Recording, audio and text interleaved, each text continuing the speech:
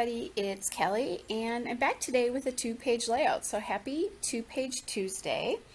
I'm going to do one of my favorite things when I do a two-page layout, and that's to actually use two different pieces of paper for the background.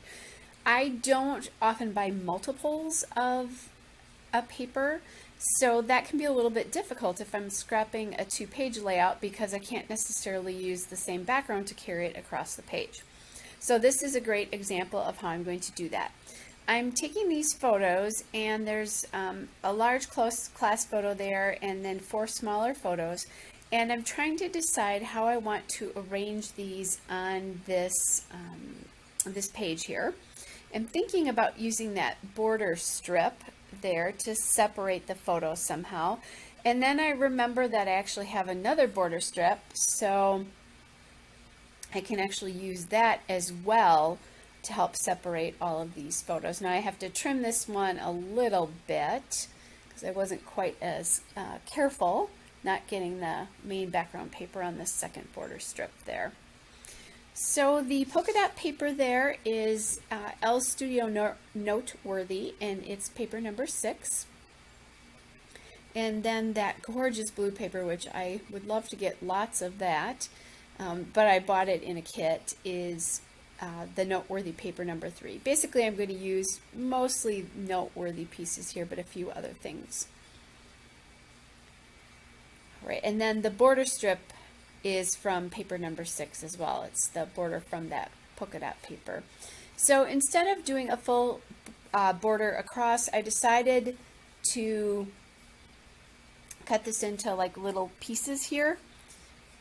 Small pieces to divide the large photo from the smaller photos there, and I think I kind of did that just because I didn't want them to cross, and I kind of had in my mind that I would put some journaling down here.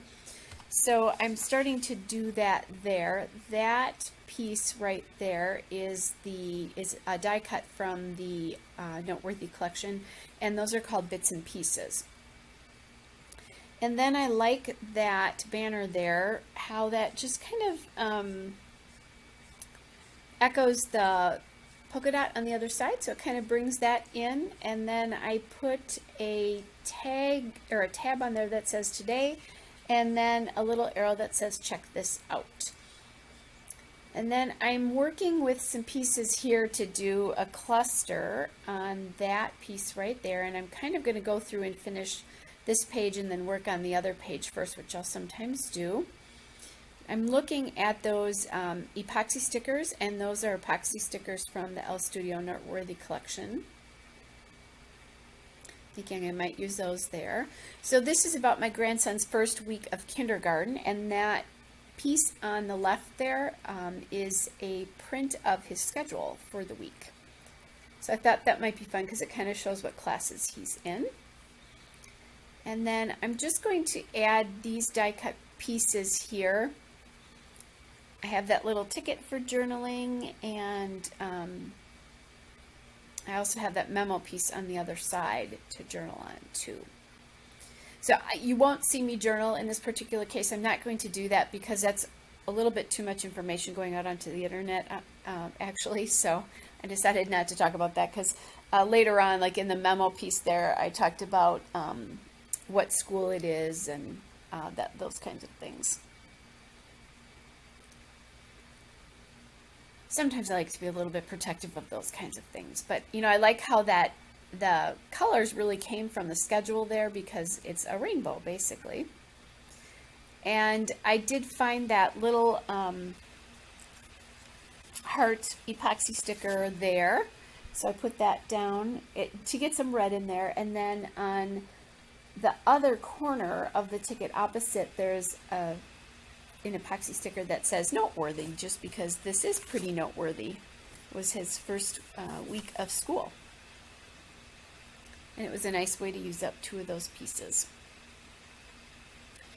Now I've got basically the bones of what's going to happen on that left side of the layout. Now I'm going to work with the right, and I'm trying to get things evenly spaced here. With the border strips, one of the things I looked at is I didn't do them exactly the same. It's not the same dots on each border strip. just because I wanted to get some colors in. The other thing, I just felt like the border strip with the red on called a lot of attention to itself, and I wanted that at the bottom to kind of anchor the larger photos, the class photo there. And when I kind of had these laid out, the red just kind of jumped out so much, it was hard to sort of see. It was taking attention away from the photos, believe it or not, but it was when I was working on that. So that's how I kind of decided how to do that.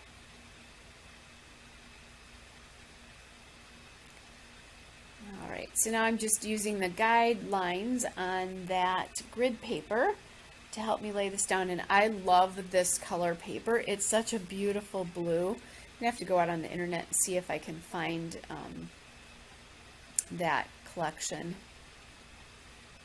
I'm not sure if they only sell it in kits or not, but oh, it's gorgeous.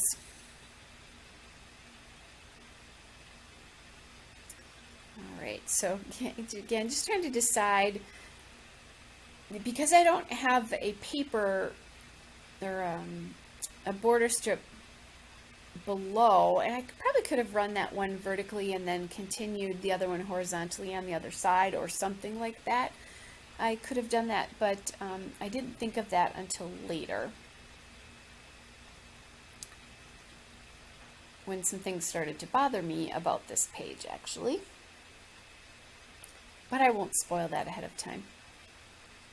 I am leaving just the slightest little gap between the photos there.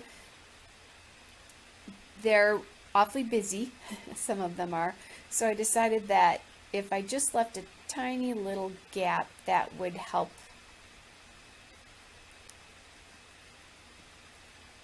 you be able to kind of distinguish the photos better. Words are hard, right? Can't think. Okay, so now I'm looking at, I used some epoxy circles on the other side, so I want to use them again over here. And I found this epoxy circle that says "Don't forget," and I like that because obviously it's his first day of school, so we don't want to forget that. And I was just using my tweezers there so I could kind of get a better idea of spacing. And then I'm going to put another epoxy circle on here because I want, it looked kind of bare. So I'm thinking about which circles I want to use. So I used one that's kind of an aqua color, and then I used the black one that says "this." So this layout has a lot, or this two-page layout has a lot going on it, but it's also very simple in some ways. You know, the schedule, there's a lot. It's the photos have a lot going on. So the page itself, the paper pieces and the embellishments and that kind of thing, is much less busy than I tend to scrapbook because of that. All right, now I am thinking that I need to do my title. So I'm kind of looking at some letters here, and I want to do it along the bottom of that blue page there. So I'm trying to find an alphabet that I think fits well here. And I'm just using the letters themselves to sort of measure. I don't want any glitter. I don't want it to be too trendy or stylized. There was a cute sort of 70s alphabet there that I liked, but that wouldn't have been the right thing for this page. All right, so I'm kind of looking at letters, making sure I have enough of all the letters, and what can I do if I don't, because I didn't have enough E's. I think I only had one left on this sheet. So you're going to see me MacGyver a letter, which means I'm going to create one letter out of another one.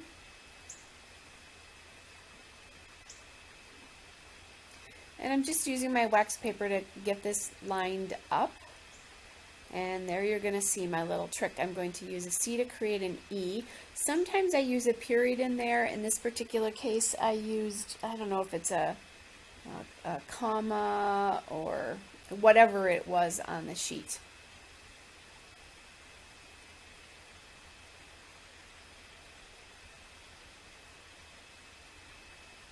Okay, have the G and R.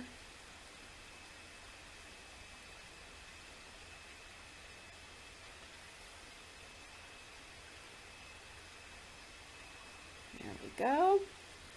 Almost done. And I like how this is white so that it does bring your attention to the title, but it's not so in your face because there's white in those border strips as well.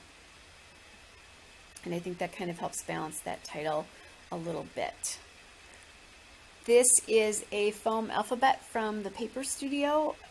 It's the number, which is Hobby Lobby's line, and it's the #1 student alpha in white. And then as I'm kind of working on getting this alpha down, I'm going to quickly tell you about something that I did.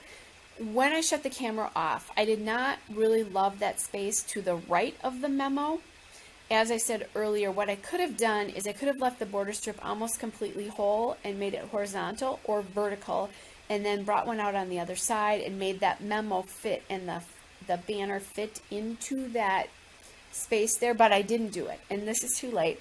So what I ended up doing is I ended up taking another border strip that I happen to have, or another piece of the border strip, and I just ran it down to the right side of the menu. So the memo and the banner cluster there. So you will see that in the still shots and the detail shots coming up. So make sure you take a look at that.